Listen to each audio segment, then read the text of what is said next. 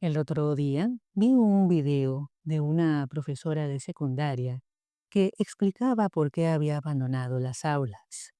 Se trataba de su frustración al ver que sus estudiantes no eran capaces siquiera de armar un simple párrafo, no digamos un ensayo, y que acostumbraban a acudir a ChatGPT para que les escribiera las tareas y los proveyera de la información que ella esperaba que ellos buscaran por sí mismos. También vi otro video de otro profesor de secundaria que estaba muy enojado porque había revisado las asignaciones de su grupo y había descubierto no solo que eran idénticas entre sí, sino que todas provenían de ChatGPT. Ninguno de sus estudiantes había escrito la asignación por sí mismo. Me he leído 20 exámenes idénticos, copiados de ChatGPT, palabra por palabra. Y lo mejor de todo es que habéis suspendido todos. Ni para copiar sabéis. Si al menos hubierais usado Walla, que está el examen entero ahí colgado. Estos dos casos, que no son los únicos, me recordaron un cuento que yo leí hace muchos años, llamado La sensación de poder. El cuento fue publicado en 1958 y es del autor estadounidense de ciencia ficción Isaac Asimov. En la historia, la humanidad ha llegado a un punto de depender de las computadoras para todo. Incluso las computadoras son las que se encargan de construir otras computadoras. Y no hay ninguna decisión que se tome sin previamente consultar con ellas, incluso en el ámbito militar. En este contexto, un técnico descubre un día cómo multiplicar. No solo redescubre las tablas de multiplicar, sino que desarrolla la operación de multiplicación solamente con un lápiz y un papel, sin depender para nada de las computadoras. Entonces va a donde su superior y le muestra su descubrimiento. El superior está tan conmocionado que comparte esta historia con los generales, los presidentes, los políticos, los hombres más importantes del gobierno y se produce una conmoción, porque se trata de tener un conocimiento que los hace independizarse e incluso dominar a las computadoras. Claro que, desafortunadamente, al final del cuento, este conocimiento queda solamente en manos de las élites que gobiernan esa sociedad. ¿Cuánto es 9 por 7? Aub dudó un momento. En sus acuosos ojos brilló una débil ansiedad. 63, repuso. Brandt enarcó las cejas. ¿Es exacto?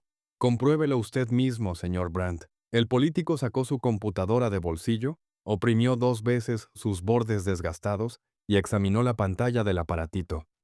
Calcular sin una computadora es algo que resulta contradictorio por definición, dijo el presidente. El cálculo no es más que un sistema de manejar datos, repuso el señor Brandt. Una máquina puede hacerlo, pero también el cerebro humano. Permita que le dé un ejemplo. Y empleando la nueva habilidad que había aprendido, realizó sencillas sumas y multiplicaciones, hasta que el presidente empezó a sentirse interesado a pesar suyo. ¿No falla nunca? Nunca, señor presidente. ¿Y es difícil de aprender? Yo tardé una semana en dominarlo.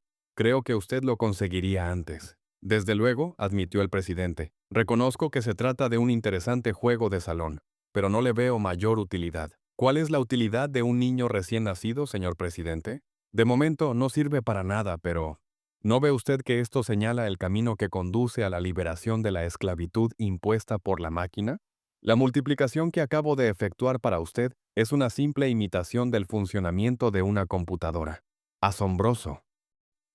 El cuento está escrito en tono satírico, pero considerando los casos de los profesores de secundaria y otros muchos similares que estamos viendo en nuestra realidad presente, el cuento adquiere dimensiones predictivas. Es obvio que estamos hablando de un problema serio, el de la dependencia de la llamada inteligencia artificial o IA de este tipo, que está generando mentes perezosas, personas que no aprenden a pensar, que no quieren pensar. Si las capacidades cognitivas de razonamiento, análisis, solución de problemas, etcétera, no se usan, no se desarrollan, no se cultivan, se pueden perder o atrofiar. Y además, si las personas no se acostumbran a buscar la información por sí mismas y a pensar sobre ellas, tampoco aprenden. Entonces tenemos que, con la disminución de las capacidades intelectuales, también viene el declive de nuestro pensamiento crítico y de nuestras capacidades creativas.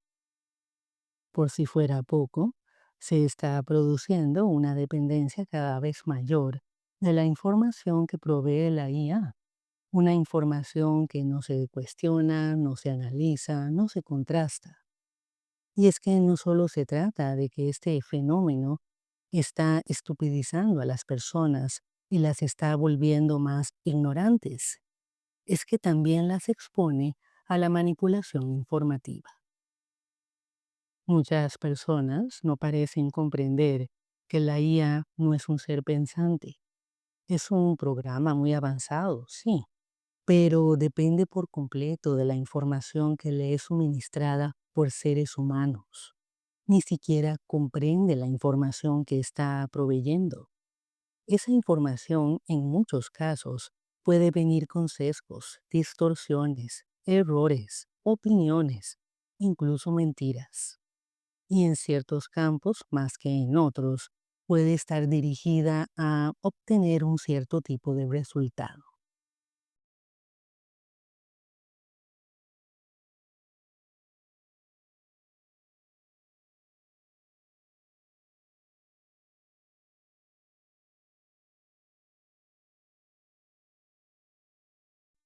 No es por casualidad que Israel está gastando millones de dólares en suministrar información favorable a sus intereses y a su imagen a inteligencias artificiales como ChatGPT y otras similares.